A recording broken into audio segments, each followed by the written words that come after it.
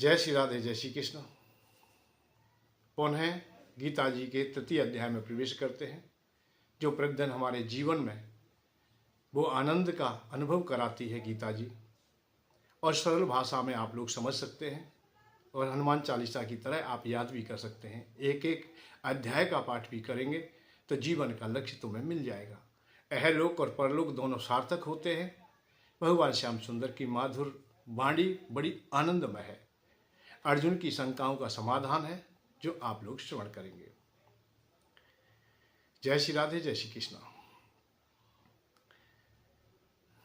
नारायणं नमस्कृत्यं नरं चैव नरोत्तमं देवीं सरस्वतीं व्यासं ततो जयमुदीरयेत्।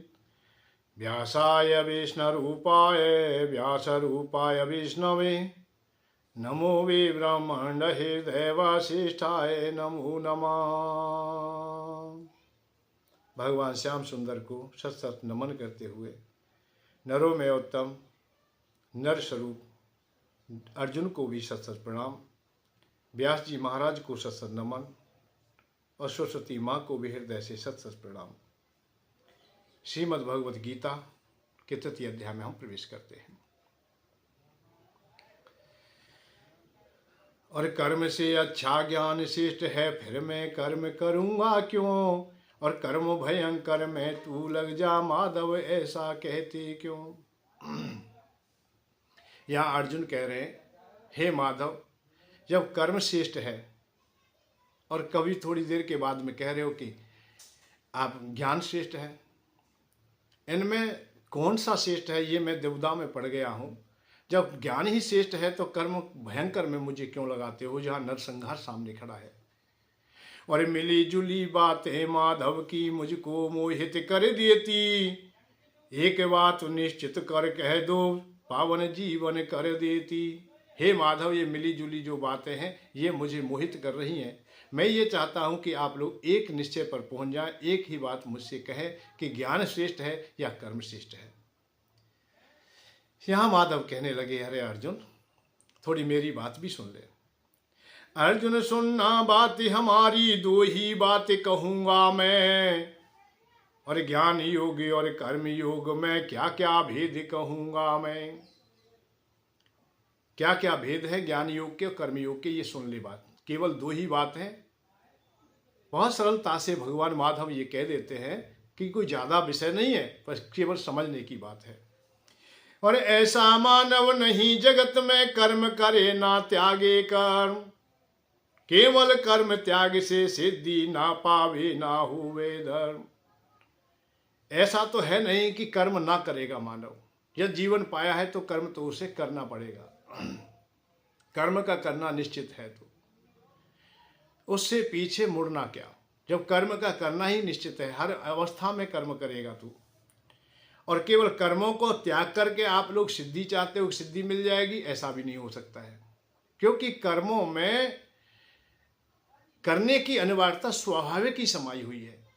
आप ना चाहते हो भी कर्म तुम्हें करना पड़ेगा। जैसे आगे श्लोक में कहते हैं, 5वें श्लोक में, और कर्म किए ना रह पाएगा, कर्म का करना निश्चित मान, करो प्रकृति कर ही लेगी, अपने को तू परवश जान।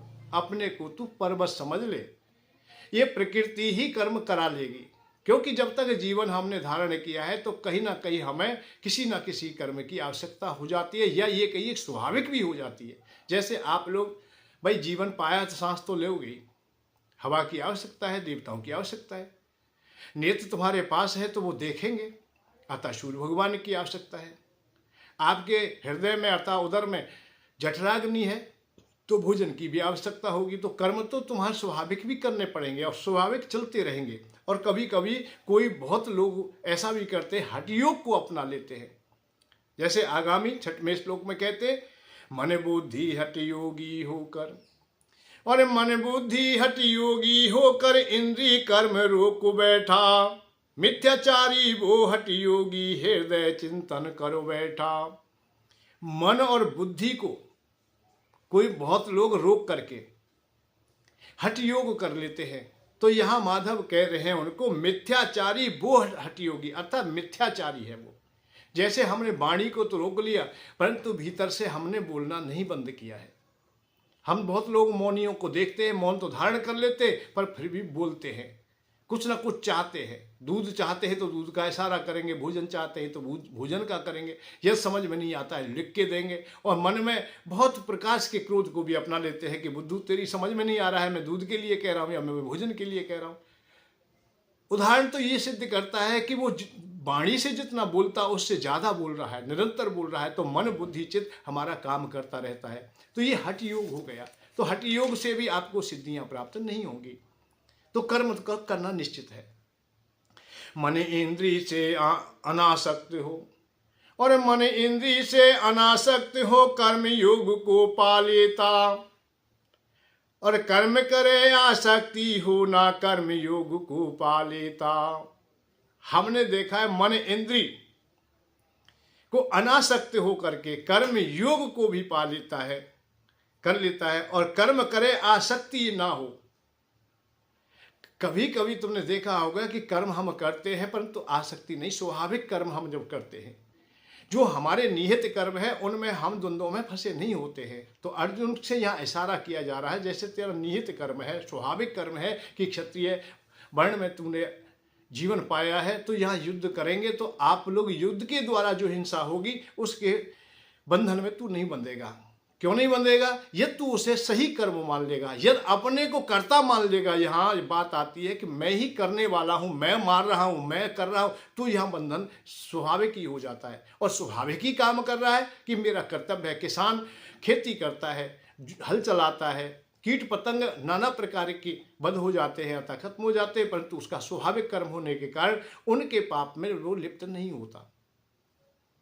स्वाभाविक क्रियाएं जहां होंगी, जहां सहज क्रियाएं हो जाएंगी, जहां सहजता आ जाएगी।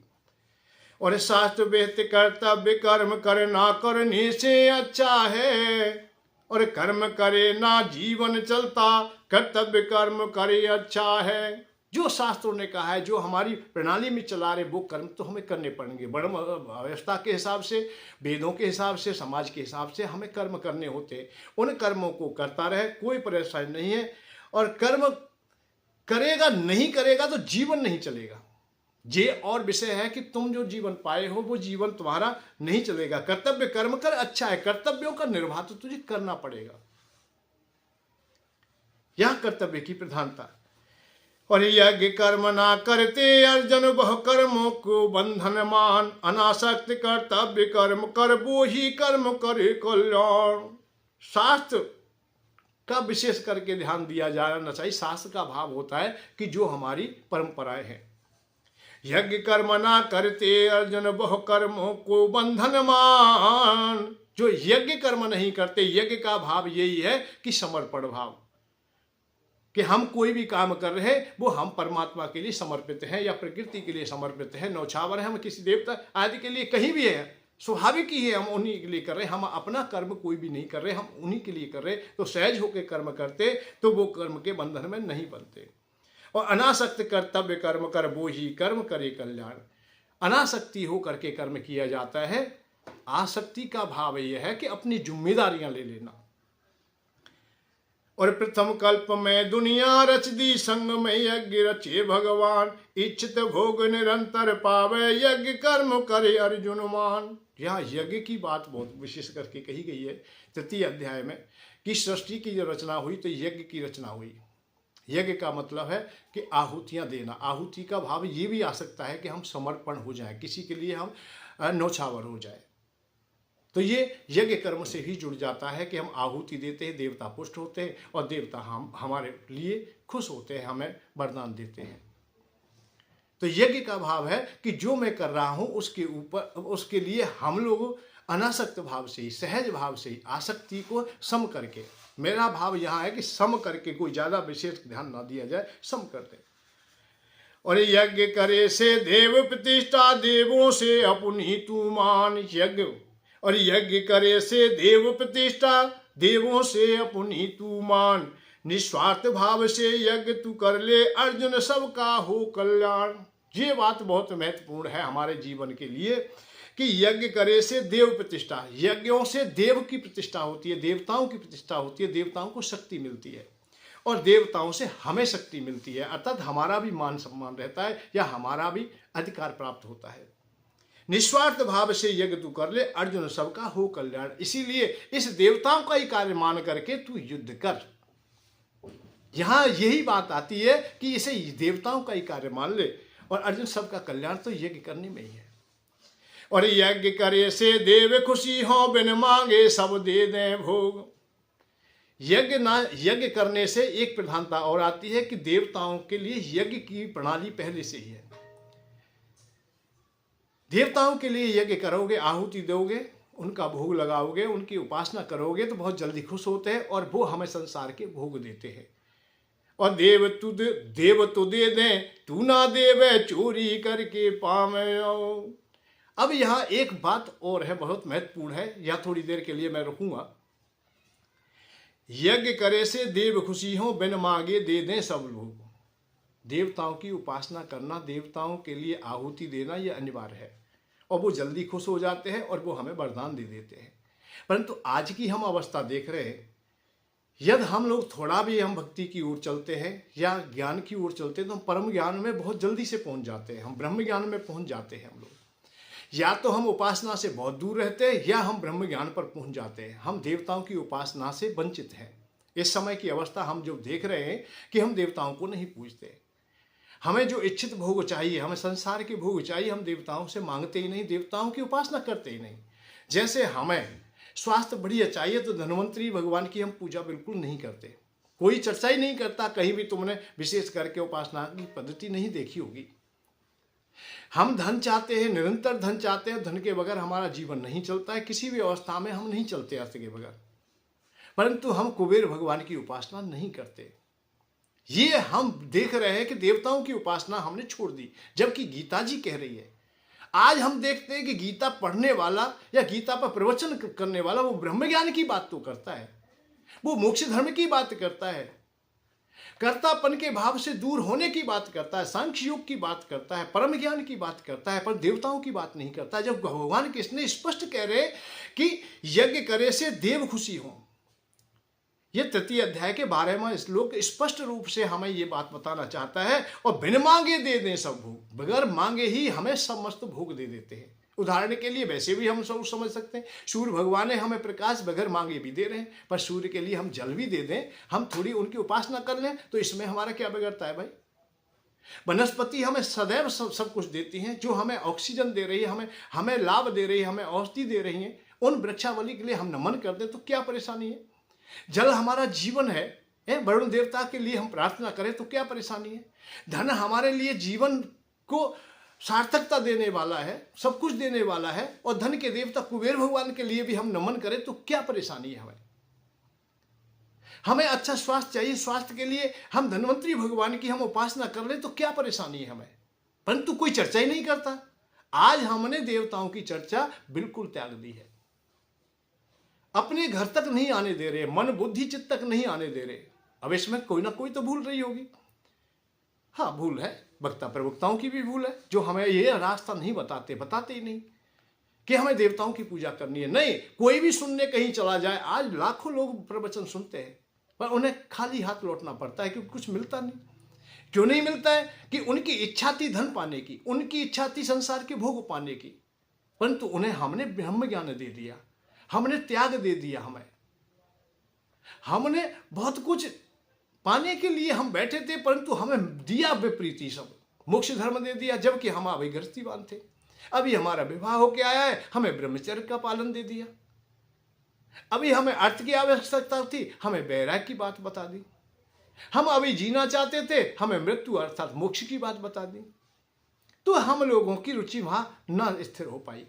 और दूसरी बात एक और है, बहुत महत्वपूर्ण है, जिन्होंने कहा उन्होंने भी ऊपर ऊपर से कहा, क्योंकि वो भी ज्ञानी नहीं थे, ज्ञान उन्हें चाहिए ही नहीं था, मोक्ष भी उन्हें नहीं चाहिए, उन्हें भी अर्थ चाहिए था, संसार के भोग ही चाहिए थे, इसलिए वो बातें हमारे मन तक नहीं पहुंची।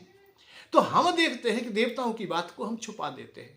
तो तृतीय अध्याय में ही 12वें श्लोक में कितनी सुंदरता से उन्होंने मजबूती से कहा माधव ने, यदि तुम्हें संसार के भोग चाहिए तो क्या करना है। और यज्ञ करे से देव खुशी हो, बिन मांगे दे दें सब भोग। और देव तो दे दे तू ना देवे, चोरी करके पावे भोग। देवता तो दे देते हैं पर तू नहीं देता है, तो ये समझिए कि चोरी करके इन भोगों को भोग रहा है। भाई सूर्य भगवान हमें तेज दे रहे हैं, हम तेज तो प्राप्त कर रहे हैं, पर सूर्य भगवान की हम उपासना नहीं करते। हम वायु देवता से वायु लेते हैं पर उनके लिए हम नमन नहीं करते। हम वरुण देवता का थोड़ा भी नमन नहीं करते, उनको धन्यवाद भी नहीं देते। तो यहाँ हम कंजूसी कर जाते हैं, इसलिए हम चोरी वाले माने जाते हैं कि हम प्रकृति से चोरी कर रहे हैं। भाई हमने खेती में काम किया नहीं है, कोई काम किया नहीं है। जब काम नहीं किया, हमने मेहनत नहीं की, परंतु रोटी हम खा रहे हैं, तो उसका शुल्क तो हमें कुछ ना कुछ देना पड़ेगा। भाई रोटी खा रहे हो तो अब फ्री में ही टुकड़ा खाते रहो, फ्री में आरक्षण में जीते रहो, खैरात ही खाते रहो, भीख मांगते रहो कि हमें तो दे दीजिए दे दीजिए दे दीजिए, और कर्म करें नहीं, आप शुल्क दें नहीं, आप पैसा देते हो उन्हें, तो किसान का जीविका का साधन बन जाता है, तो वो अन्न तुम्हें दे दे। भाव ये है कि बदले में तुम्हें कुछ ना कुछ निश्चित देना पड़ेगा। तो देवताओं के लिए आप भी आहुति दें, उनके लिए यज्ञ करें, उनके लिए तर्पण करें, उनकी उपासना करें। तो भगवान श्याम सुंदर आगे क्या कह रहे हैं? और यज्ञ बचे से अन्न जो खावे, अर्जुन मुक्ति पालेगा। यज्ञ बचे से अन्न जो खावे, अर्जुन मुक्ति पालेगा। यज्ञ करने से अन्न जो बचता है, अर्थात धर्म का कार्य करके, समर्पित होकर के, भगवान को भोग लगा करके, यज्ञ बचे से जो कुछ प्राप्त होता है, अतिथियों की सेवा करके, यज्ञ में यहाँ सब बात आ जाती है। माता पिता की सेवा भी है, अतिथियों की सेवा है, जलचर नवचर सबके लिए जैसी जैसी सेवाएं, वो भाग निकाल के जो बचता है हम लोग खा लेते हैं, तो हम बहुत अच्छे होते हैं। हम किसी को कुछ ना दें और हम खा लें, तो ये अच्छा नहीं है। और पापी स्वयं आप ही खाए, स्वयं पाप को खा लेगा। जो पापी लोग होते हैं, अधर्मी लोग होते हैं, वो स्वयं ही खाते, इसलिए वो पापी हो जाते हैं। और पाप से फिर पाप के बोझा इतना सर पे हो जाता है कि जीवन का क्रम ऐसा घूमता है कि कीट पतंग पशु पक्षी लता पता बन के रह जाते हैं और इस दुनिया में बहुत दुखी हो जाते हैं। अन्न ही जीवन हर प्राणी का, अन्न नहीं बिन वर्षा के। वर्षा यज्ञ बिन आना, अर्जुन यज्ञ नहीं बिन वर्षा के। अन्न ही जीवन हर प्राणी का, अन्न ही हर प्राणी का जीवन है। अन्न नहीं है, अन्न नहीं वर्षा के, वर्षा के बगैर अन्न नहीं होता है। और वर्षा कैसे होगी? वर्षा यज्ञ बिन आना अर्जुन, वर्षा बिना यज्ञ के नहीं हो सकती है, और यज्ञ नहीं बिन वर्षा के। अरे यज्ञ के बगैर वर्षा भी नहीं, वर्षा के बगैर यज्ञ नहीं, दोनों एक दूसरे के पूरक हो जाते हैं। कि यज्ञ भी तब होगा जब ये अन्न होगा, अर्थात वनस्पति होंगी, या मानव खुशहाल होगा। और खुशहाल कब होगा? जब देवता खुश होंगे। देवता खुश होंगे तो हमें वर्षा मिलेगी, अर्थात हमें जल मिलेगा। एक दूसरे के हम पूरक हो गए। और वेद से यज्ञ विधान जान ले, वेद ब्रह्म उत्पत्ति जान। वेद वाक्य परमेश्वर वाणी, वेद यज्ञ परमेश्वर जान। जो हमारी परंपरा चली आ रही है, वेदों ने हमें कहा है, जो हमें दिया है, उसको हमें वाक्य परमेश्वर का ही बात मान लेनी चाहिए कि एक भगवान ने ही हमें बताया। जैसे वर्णों के अनुसार हमारे जो निहित कर्म है उनको निश्चित रूप से करें। और लोक में प्रचलित परंपरा को पालन जो ना कर पाए, इंद्रिय पाप कर्म में डूबे, जीवन खोवे ना पावे। ये परंपरा जो हमारी है, जो वर्ण व्यवस्था है, परंपरा का भाव है कि जो बुजुर्गों से पहले पूर्वजों से चली आ रही है, वो हमें नियत कर्म निश्चित करने चाहिए। यदि अपने कर्मों को हम इस प्रकार से छोड़ देते हैं तो वो ठीक नहीं है। इस बात का हमेशा ध्यान रखें। निहित कर्मों को हम छोड़ देते हैं, हम अपनी परंपरा के कर्मों को छोड़ देते हैं, तो वो बात सही उचित नहीं ठहराया गया। इसलिए अपने निहित कर्म निश्चित रूप से करने चाहिए, हर अवस्था में करने चाहिए। लोक में प्रचलित परंपरा को, लोक में भी, समाज में भी जो हमारी परंपरा है, इनको हमें निश्चित करना चाहिए, इनको भी हमें नहीं झुटलाना चाहिए। अपने कर्मों को, हम जो निजी कर्मों को हम छोड़ देते हैं, स्वयं कर्मों को छोड़ देते हैं। आगे भगवान भी कहेंगे इस बात के लिए कि अपने कर्म चाहे कैसे भी हो, हमारा धर्म निंदित भी हो, छोटा भी हो, या उदाहरण से हमारा पिता कैसा भी क्यों नहीं हो, गरीब है चाहे कुरूप है, कोई भी है, परंतु हमारा पिता श्रेष्ठ है। ऐसे हमारे निहित जो कर्म है वही श्रेष्ठ है। और स्वयं आत्मा रमते अर्जुन, आत्मा में ही तृप्ति जान। संतुष्ट आत्मा करे न कोई, कर्तव्य मुक्त है वो श्रीमान। और उनका कोई कर्म नहीं है, ना इच्छा कुछ पाने की, ना करने की चाह नहीं है, कर्म करूं कुछ पाने की। स्वयं आत्मा में जो रमते हैं अपने ही जीवन में, अर्थात परमात्मा और आत्मा को वो अलग नहीं समझते हैं, वो जो भी करते हैं वैसे करने की कोई इच्छा है ही नहीं, ना इच्छा कुछ पाने की इच्छा है ही नहीं, तो करने की भी कोई इच्छा नहीं, अतः सहज ही हो जाते। और सहज ही उनसे स्वयं कर्म कोई बन जाता है तो उसमें भी वो लिप्त नहीं होते। कर्म वो कर भी देते हैं कोई भी, तो उनका भार उन पर नहीं होता है। और कर्म निरंतर करता रहता, आसक्ति को पावे ना, ईश्वर को वो पावे, अर्जुन कर्म स्वार्थ को पावे ना। प्रकृति में वो कर्म तो करते रहते, भाई चलना है तो चल रहे, चलते ही जा रहे, हाथ अपना कर्म कर रहे, स्वाभाविक ही कर रहे और सहजता से करते रहे, तो फिर वो बंधन में नहीं बनते। हाँ, मैं स्वयं कर रहा हूं कुछ, अष्टावक्र गीता में ऐसा इशारा किया गया है, करता आसी ना भोगता आसी मुक्ति ये वासी सर्वदा, तू न करने वाला है। ये जनक जी महाराज से कहा गया कि आप लोग अपने को कर्ता मानते हो कि मैं करने वाला हूं, तो ये तुम्हारा बंधन है, और मैं नहीं करने वाला हूं, यही तुम्हारी मुक्ति का कारण है। और कर्म में फंस जाना, अहम कर्ता महाकृष्णानी दंसता, अर्थात यदि कर्म के बंधन में तुम फंस गए हो तो ऐसा जानिए कि अंधकार के अज्ञानता के कारण काले सर्प के द्वारा डसे हुए मान लीजिए। ना हम कर्तांत विश्वास अमृत पीता सुखी भवा। जिस दिन आप लोग ये सोच रहे कि मैं नहीं करने वाला हूं, ये स्वाभाविक ही क्रियाएं चल रही हैं। अच्छा एक बात बताओ, हमने जीवन जो पाया वो स्वाभाविक ही तो पाया है, हमने स्वयं किया है क्या? स्वयं की कोई इच्छा जिज्ञासा या कोई आधार रहा हो कि मैं पैदा होऊंगा, मैं ऐसा बनूंगा, ऐसा रूप होगा, ऐसा स्वरूप होगा, ऐसी बुद्धि विवेक, ऐसे माता पिता, ये सब कुछ बताइए, ये स्वाभाविक ही तो प्राप्त है हमें। तो बहुत कुछ स्वाभाविक होता है, तो स्वाभाविक को स्वाभाविक की अवस्था में ही हम कर्म करें। जहां हम पैदा हो गए, जिस वर्ण में हो गए, उसका स्वाभाविक जो कर्म है उसी को हम करते रहे, बलात् उससे हम दूर ना जाए। और जनक आदि ने कर्म किए थे, सहज भाव को पा करके, तू भी सहज कर्म करे अर्जुन, कर्म योग्यता पा करके। या माधव जनक आदि के और इतिहासों के भी वर्णन दे रहे हैं कि उन्होंने कर्म किए पर अनासक्त होकर के, सहज होकर के कर्म करते रहे, और राजगद्दी पर भी बैठे, राजा भी रहे, पति भी रहे, वो पिता भी रहे। ऐसा नहीं कि वो कोई संबंधी ना रहे, सबके संबंध रहे। सीता जी के पिता है, पिता के पुत्री का विवाह भी कर रहा है, विवाह की जो क्रिया है उनको भी कर रहे हैं। बेटी जब विदाई हो रही है तो करुणा के आंसू उनके हृदय से भी निकल रहे हैं। ऐसा नहीं दुख सुख नहीं होता है, अनुभव नहीं होता है, परंतु वो क्रियाएं शरीर की हैं, शरीर के साथ ही निभाई जा रही हैं। जैसा धर्म था, जैसा कर्म था, जैसी क्रियाएं थी, वो सहज ही थी, इसलिए वो कर्म के बंधन में नहीं बनते। और जो श्रेष्ठ कर्म करते हैं वैसा मानव कर लेगा, प्रमाण मान ले उसको अर्जुन, जैसा तुमसे देखेगा। अरे आने वाला युग भी तुमसे ही सीखेगा, उसी को प्रमाण मान लेंगे। इसलिए तुम्हें लोगों को तो कर्म करना चाहिए, निश्चित रूप से करना चाहिए। और 3 लोक में कर्म न मेरा, फिर भी कर्म करूं अर्जुन, प्राप्त न कोई वस्तु ऐसी जो ना मैं पाऊं अर्जुन। अरे अर्जुन, भगवान कृष्ण ने यहाँ बहुत महत्वपूर्ण बात कह दी। ये 22वां श्लोक है 3 अध्याय का, कि 3 लोक में कर्म न मेरा, तीनों लोक में मेरे लिए कोई कर्म है ही नहीं कि मैं कर्म करने के लिए बाध्य हूं, कर्म करूं मैं। और फिर भी कर्म करूं अर्जुन, फिर भी मैं कर्म करता हूं। और प्राप्त न कोई वस्तु ऐसी जो मैं ना पाऊं, और दुनिया में ऐसी कोई वस्तु भी नहीं जिसे मैं नहीं प्राप्त कर सकता हूं, परंतु मैं कैसे करता हूं? मैं सहज होकर ही करता हूं, मैं सहजता से ही करने वाला हूं।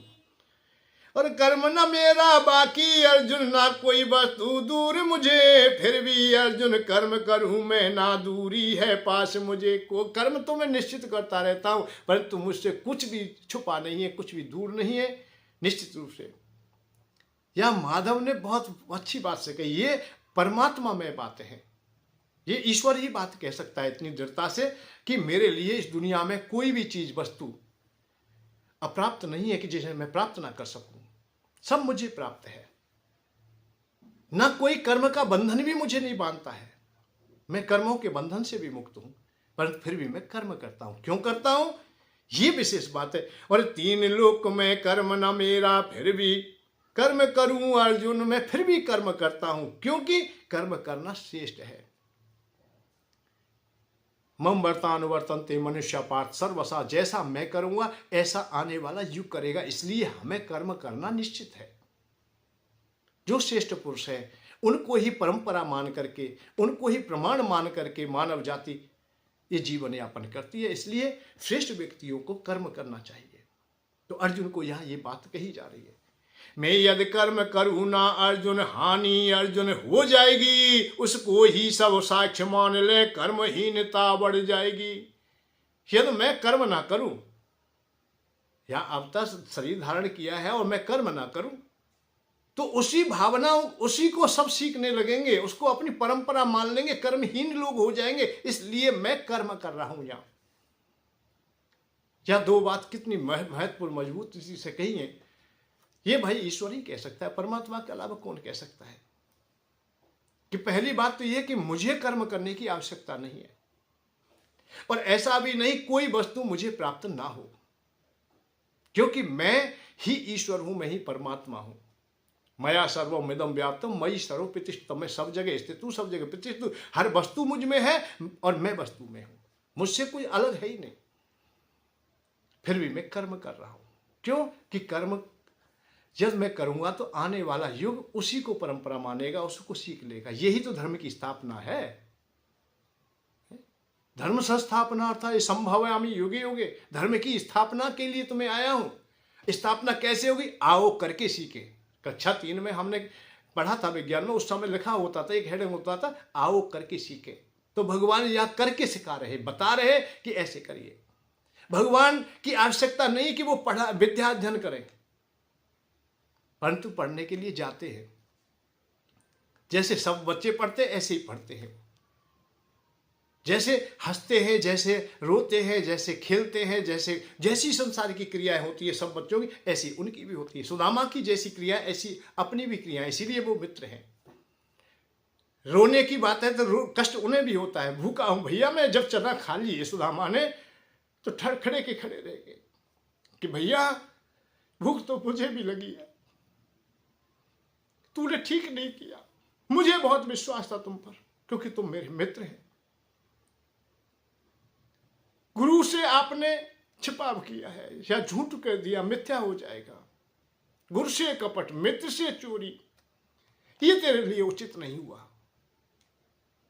क्योंकि मैं मित्र ना होता, मैं वैसे ही होता, अलग से होता। मैंने तुमसे हृदय से प्रेम किया है। तो जहां प्रेम की बात आ जाए, जहां बराबर की बात आ जाए, वो काम उन्होंने देखा। माधव को जब हम ब्रज में देखते हैं कि मैया के आंचल में दुब के बैठे हैं, आंचल पान कर रहे हैं, खेल रहे, कूद रहे हैं, सखाओं के साथ में भी हैं।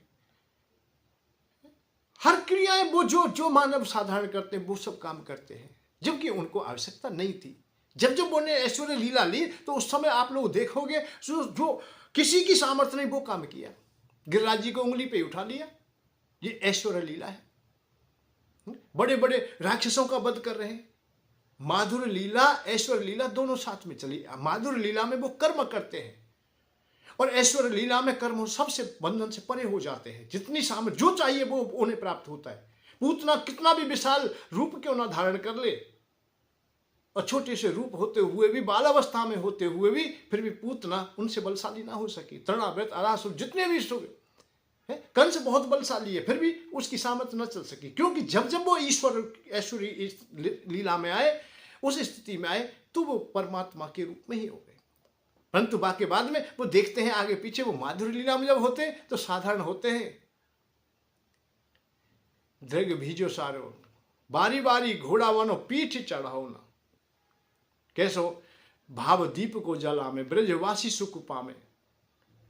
ब्रजवासी जब खेलते हैं उनके संग तो बारी बारी से घोड़ा बना लेते हैं, उनकी पीठ पे बैठ जाते हैं कि मेरी बारी है, मैं तो बैठूंगा।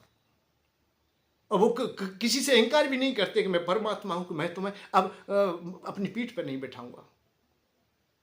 क्योंकि ये कह रहे हैं कि यदि मैं इन मर्यादाओं को तोड़ दूं, इन कर्मों को, छोटी छोटी बातों को तोड़ दूंगा, तो उसे परंपरा मान लेंगे सब लोग। क्या कहेंगे? जो परंपरा, जो क्रिया है। तो यहां बहुत महत्वपूर्ण बात है, मैं यदि कर्म करूं ना अर्जुन हानि अर्जुन हो जाएगी, उसको ही सब साक्ष्य मान ले कर्महीनता बढ़ जाएगी। मैं ना कर्म करूं तो अर्जुन नष्ट भ्रष्ट सब हो जाएंगे, संकरता फैलेगी अर्जुन दोष मुझे ही दे देंगे। ये भी समझ लेना, ये संकरता वर्ण संकरता फैल जाएगी, अस्त व्यस्त हो जाएंगे, सब लोग अपनी वर्ण व्यवस्था को छोड़ करके अनेक प्रकार के उल्टे सीधे कार्य करने लगेंगे। इसकी जिम्मेदारी किसकी है? वो हमारी है। हमको ही दोष देंगे कि वो आए थे और ऐसा कार्य करके गए। युद्ध के वहां इस अवस्था में तू भाग जाए यहाँ से, ये असमय है, ये बैराग का समय नहीं है। तू आज बैराग की बात कर रहा है, भाई कल करता, पहले कर लेता बैराग की समय की बात। जब आप लोग हस्तिनापुर से गए थे, जुए में हार गए, संपत्ति दे दी, सब कुछ सब काम हो गया, उस समय बैराग धारण करते, खूब कर लेते, कोई परेशानी नहीं। उस समय छोड़ के देखते अपने हृदय में से उस पीड़ा को जो तुम्हारे बीच सभा में अपमान हुआ था। आज कैसे? आज तो ये अधूरापन है तेरा, बीच सभा में खड़ा है, बीच सेनाओं के बीच में खड़ा है, अब तो यहां से पीछे हटना बड़ा असंभव कार्य है। और ज्ञानी अज्ञानी कर्म ये किसे, यहां एक महत्वपूर्ण बात और सामने आई। ज्ञानी अज्ञानी कर्म ये किसे, दोनों भाव अलग दिखे, और ज्ञानी सम ही कर्म तू करके, दोनों भाव एक दिखे। ज्ञानी अज्ञानी कर्म एक से, दोनों भाव अलग दिखे, ज्ञानी सम ही कर्म तू कर ले, दोनों भाव एक दिखे।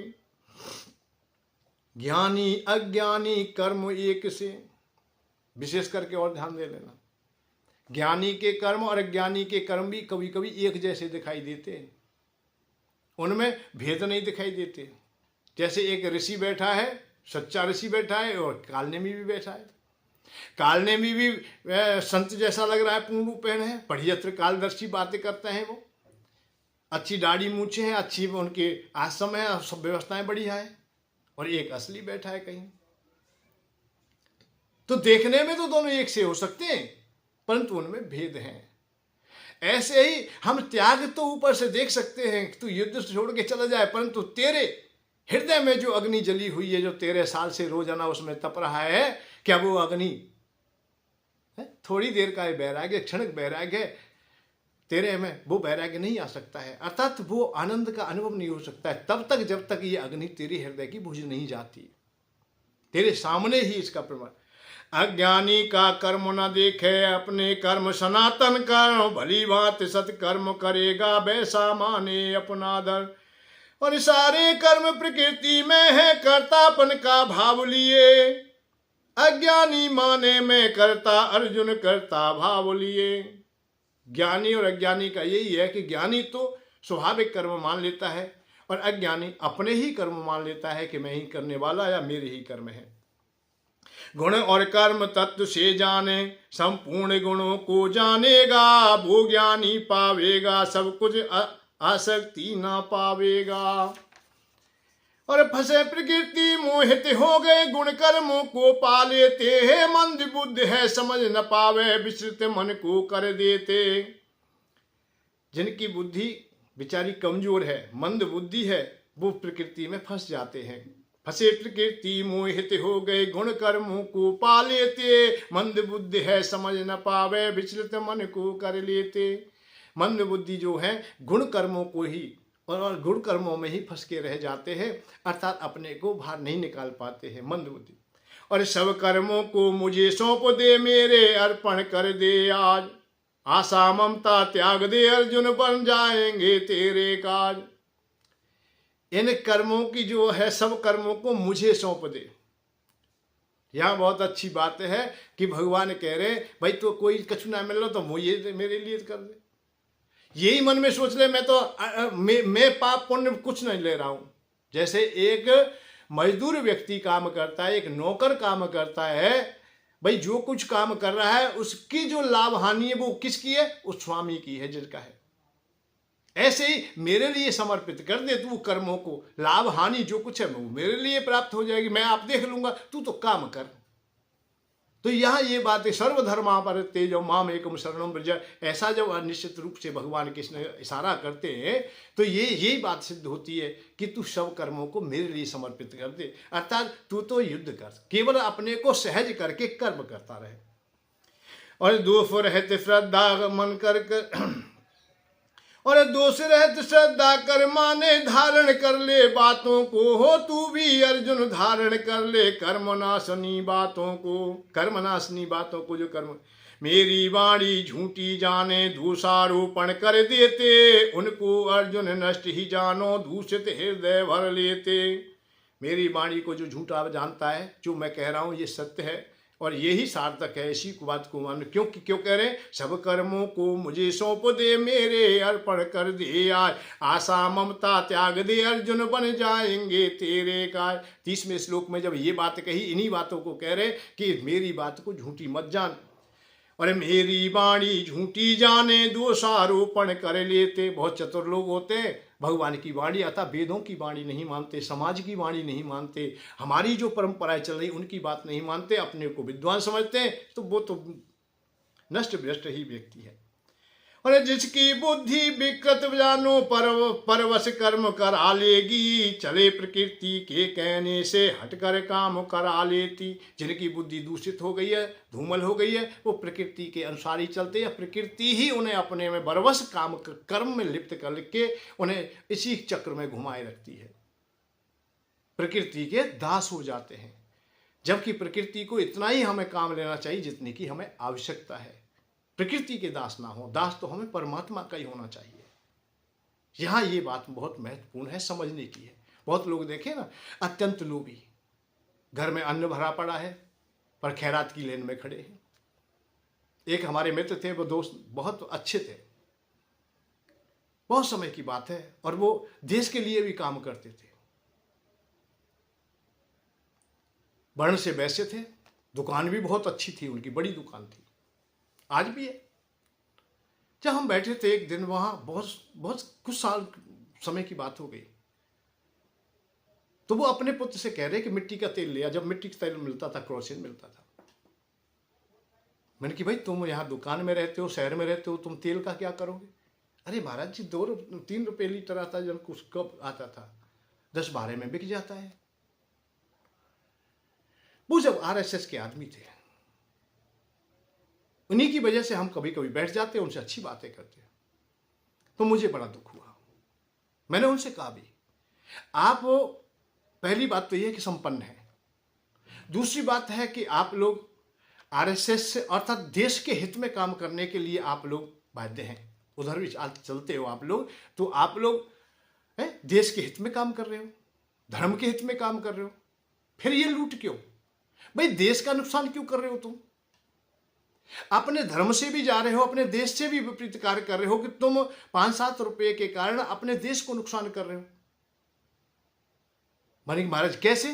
मैंने कि यूं कि अरे तू ना लेगा तो वो देश के पास सुरक्षित रहेगा। तो वही अवस्था में आज देख रहा हूं कि जिनके घर में अन्न भरा पड़ा है, परंतु वो भाग रहे हैं खैरात लेने के लिए, अन्न चाहिए मुझे। हमारे 3-3, 4-4 पुत्र हैं, 60 साल के हो गए, अब तो हमारा अधिकार हो गया, पेंशन दे सरकार, और लाखों रुपए हमारे पास में हैं, जायदाद है हमारे पास में, व्यवस्थाएं हमारे पास में, फिर भी हम भिखारी की तरह भिखारी की लेन में खड़े हैं।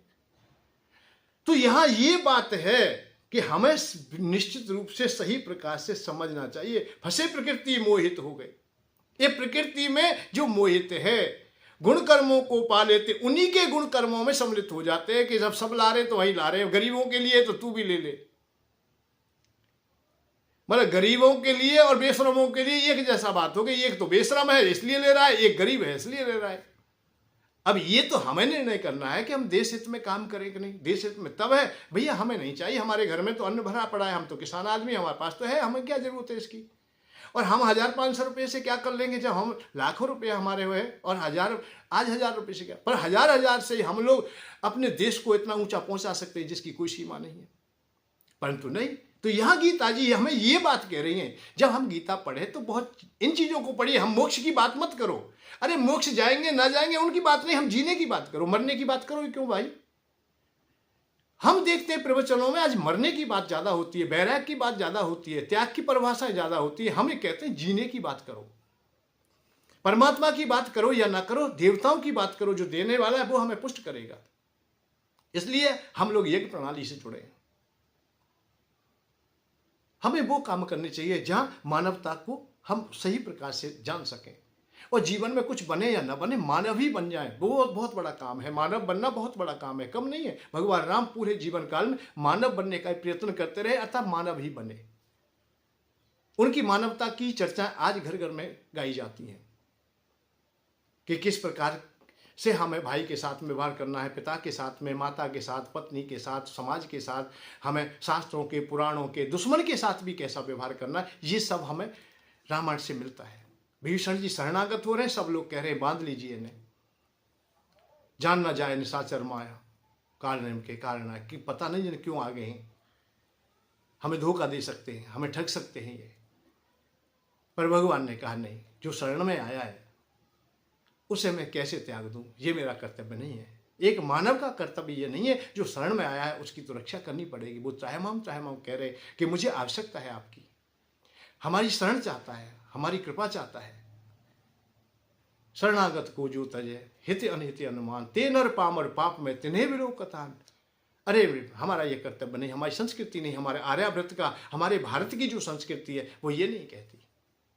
इसलिए विभीषण को शरण में ले लिया। दुश्मन का भाई है, जबकि राक्षस भी है, लंका से ही आया है, और उस अवस्था में आया है कि दोनों सेनाएं अब आमने सामने होने वाली है, तो पूर्ण तैयारी हो चुकी है। एक इधर की फारी में खड़ा है तो एक इधर की में खड़ा है, समुद्र बीच में है, केवल युद्ध होने वाला है जहां। परंतु हमने अपनी परंपराओं को बनाए रखा है, इसीलिए कहा है कि उन परंपराओं को सबको जानना चाहिए।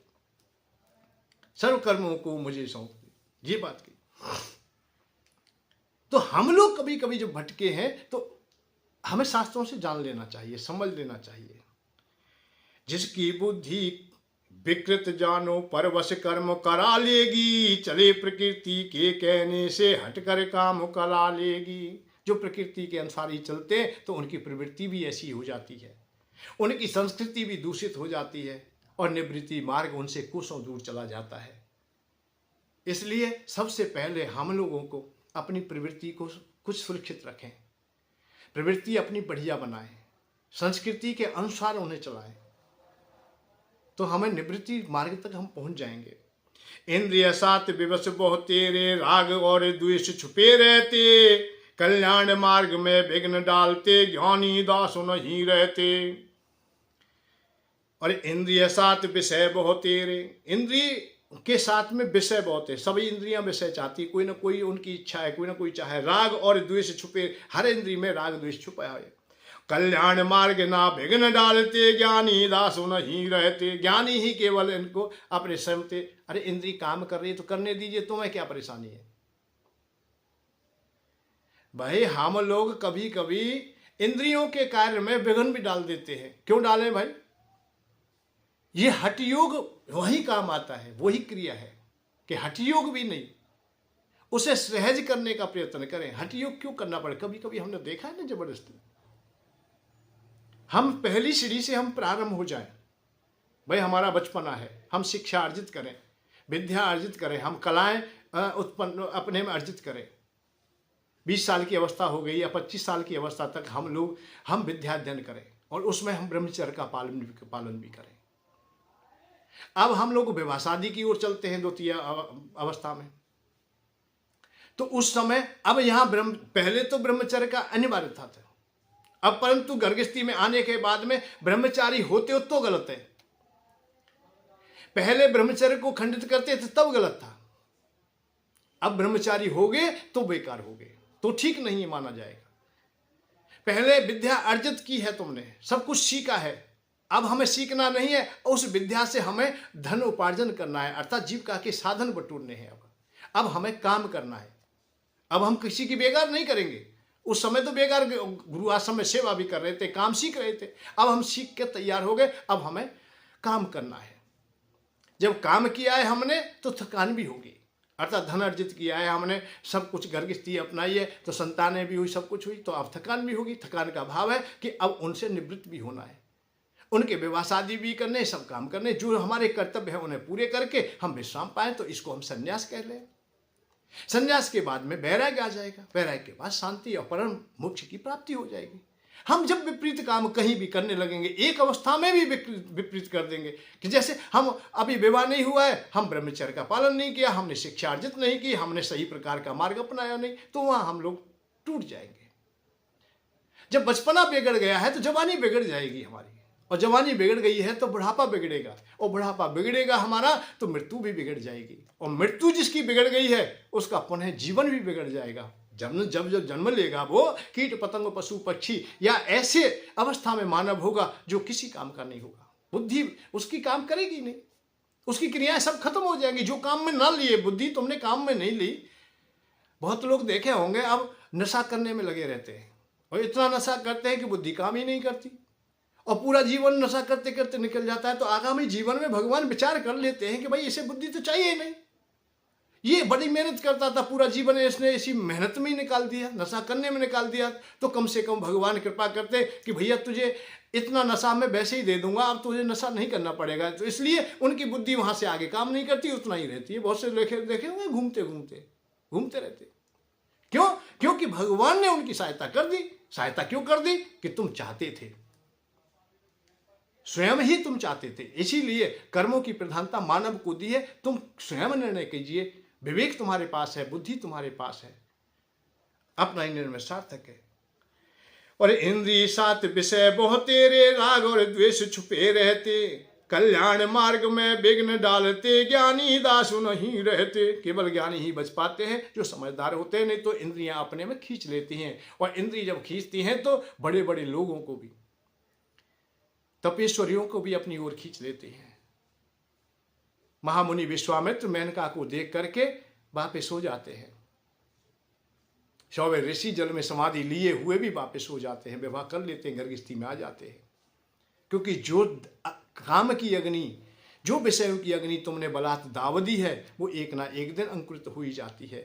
भगवान यहाँ यही बात कहते हैं कि तू पहले से ही सहज रहता और सहज ही रखता तो कोई लांछन लगाता ही नहीं, कोई बात ही नहीं थी।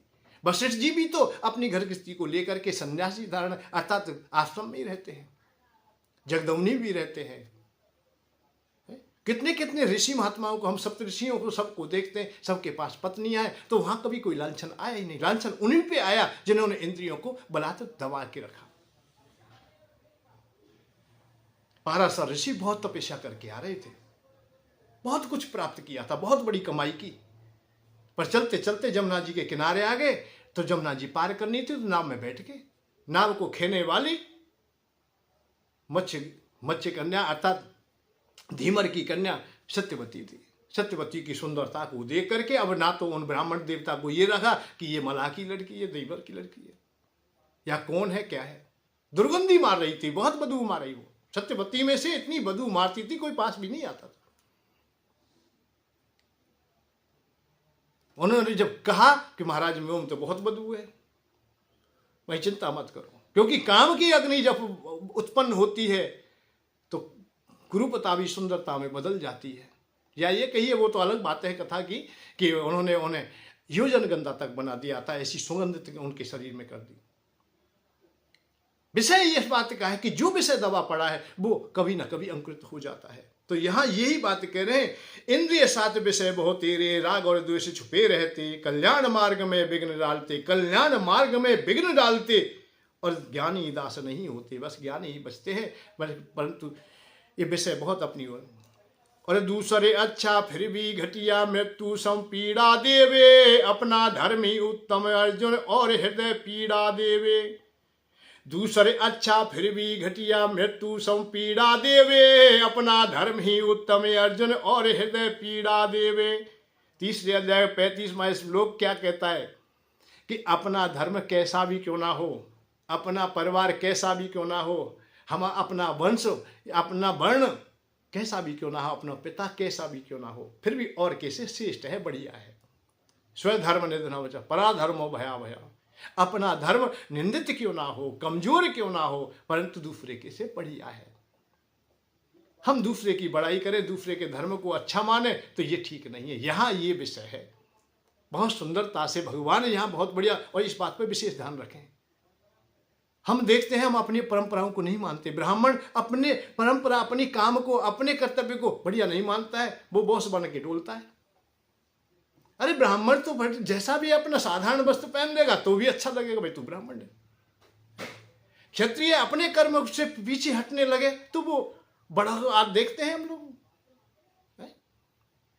वैसे वो अलग, हम वर्ण व्यवस्था यही भंग होती है। हम देखते हैं दास लोग जितने भी शूद्र हैं वो अपने कामों से संकोच करते हैं। बाड़ी का काम नहीं करता है, नाई का काम नहीं करता है, भाई बहुत बुरा काम। पंडिताई का काम नहीं करना चाहता है। सही प्रकार अपने अपने कामों से जब विपरीत होते दिखाई देते, तो यहाँ यही बात है भगवान कृष्ण ने जो कहा है कि अपना कर्म स्वधर्म, अपना धर्म, अपना कर्तव्य, अपनी परंपराएं चाहे निंदनीय क्यों ना हो, धर्म व्याध अपना काम करते हैं, तुलाधार वैसे अपना काम करते हैं, निष्ठा से करते, इसलिए उन्हें सिद्धि प्राप्त हो जाती है।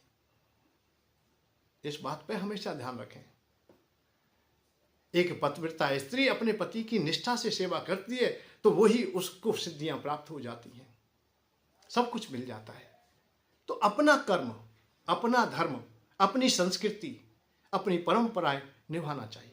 मैं नहीं मानता, मैं गिरिराज जी की पूजा नहीं करता। मैंने देखे थे बहुत लोग नए नए हो गए कि हम तो ये समाज के हैं, हम ये समाज के हैं। नहीं, अपने गांव से, अपने नगर से, अपनी संस्कृति से तुम विपरीत जाओगे तो तुम अच्छे नहीं माने जाओगे।